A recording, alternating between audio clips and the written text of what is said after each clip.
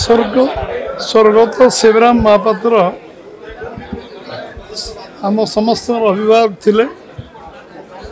मुझे कॉलेज विद्यार्थी थी विद्यार्थी परिषद काम करूँ से आम ब्रह्मपुर जाऊँ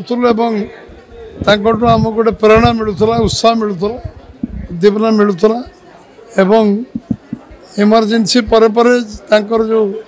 सक्रियता मुझे देखी से आमको बहु विषय आम गोटे मार्ग देखा संघर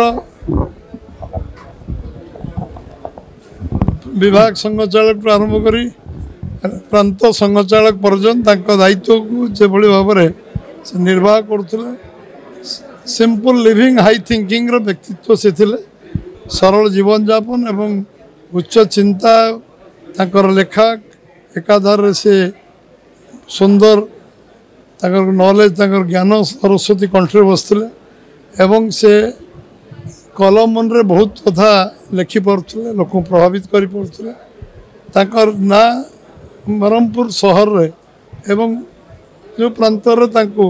समस्त जानूले कोण अनुकूल से निश्चित भाव में